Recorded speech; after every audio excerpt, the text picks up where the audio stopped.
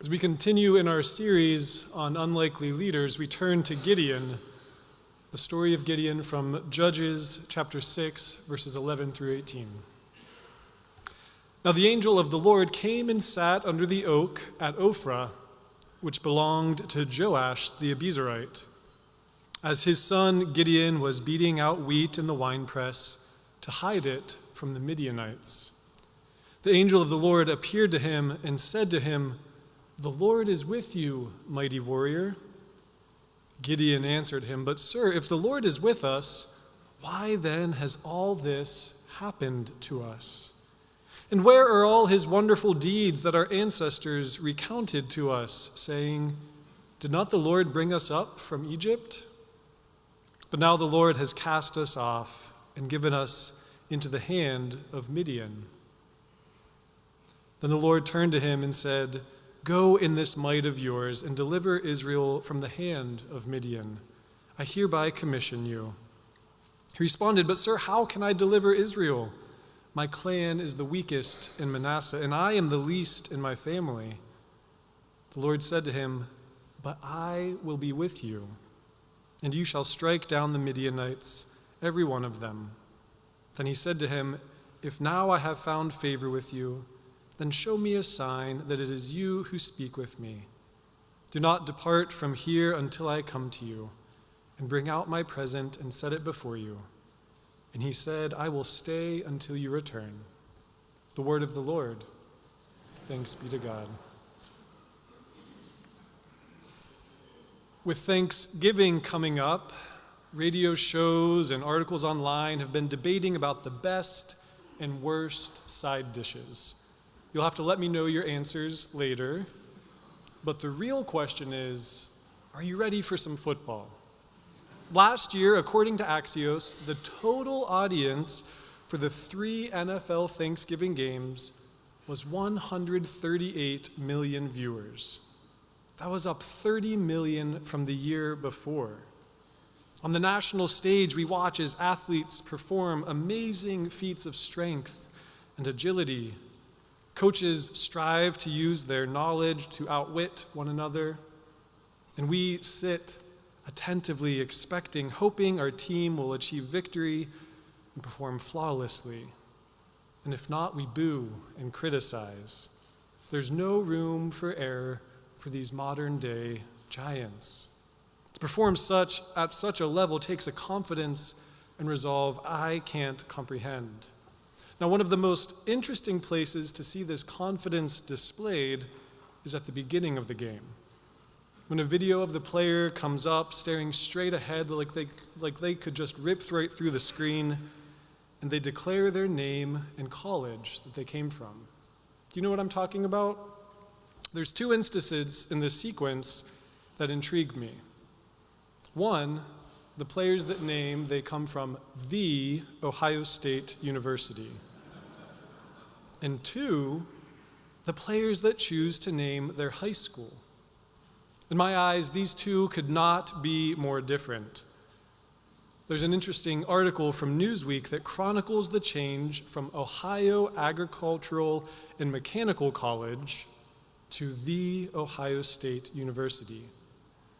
A shift meant to reflect the changing nature of the university and portray a stronger national and now global presence, giving almost a sense of heroic proportion as these players say their name in the school that they went to.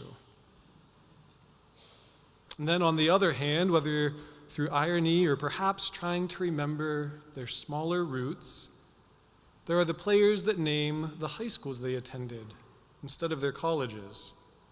Now, I don't know about you, but when the players name their high schools, I can in some way relate to these unrelatable athletes. I can almost hear them saying, "I started out as a young, pimply high schooler just like the rest of us."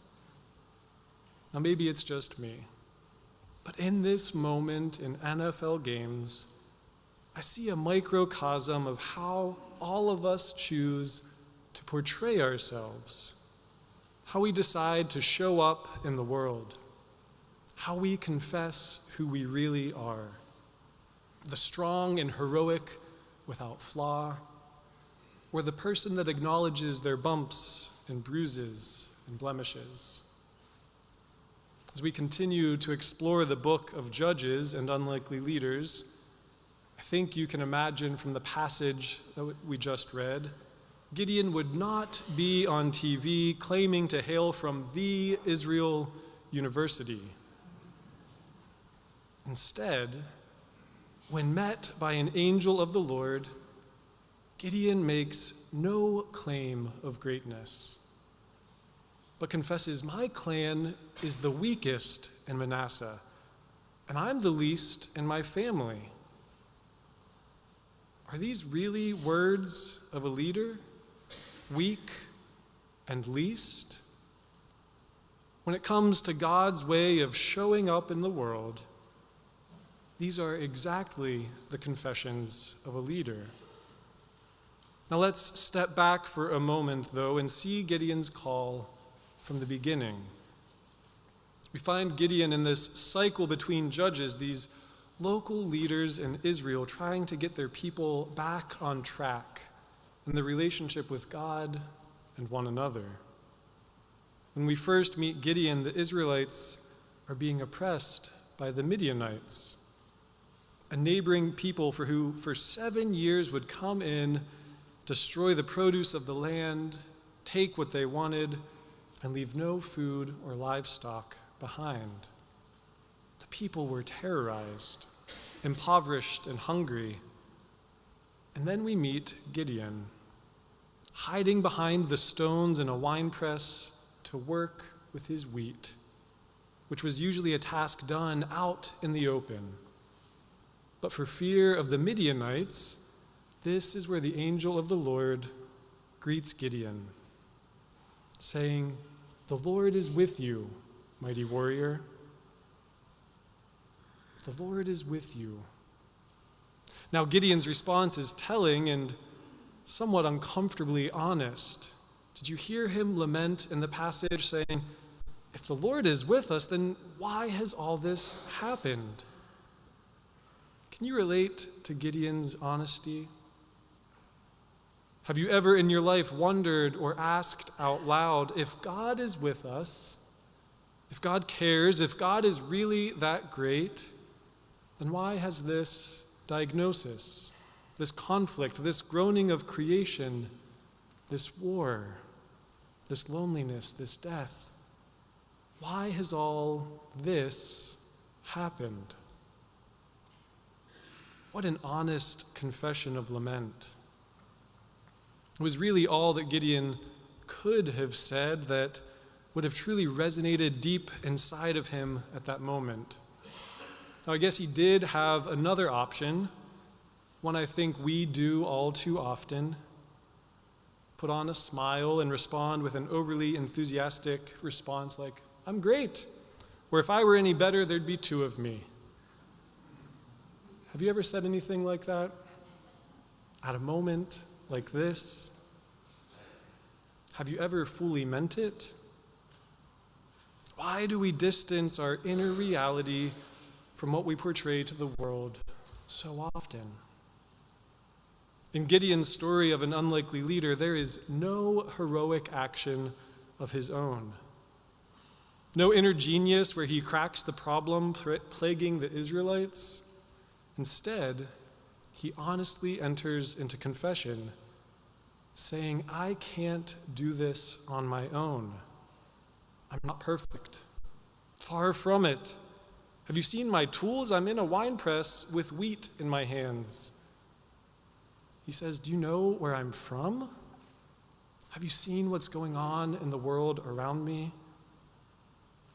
I can't solve this on my own. I'm afraid." And this is the leader that God chooses. Not because Gideon is perfect, but because Gideon is willing to confess his brokenness and therefore is willing to open himself up to receiving from another, from God. Trusting neither the quality and capacity of his tools nor his own strength, Gideon receives the God that shows up in our brokenness.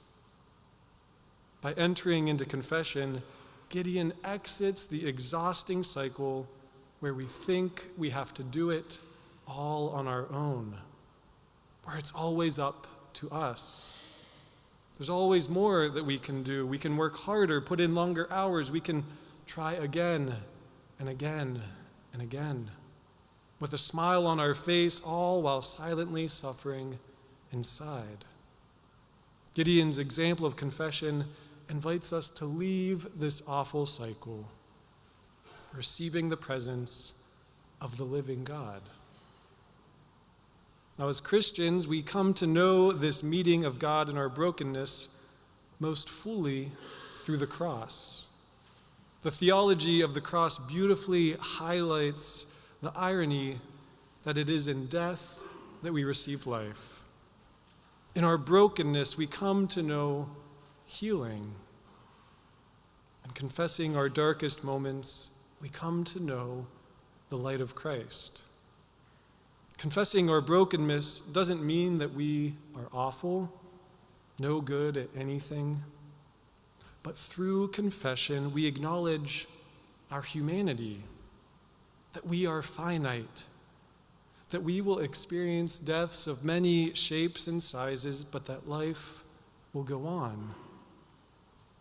In our confessions, we put aside any claims that we are gods ourselves.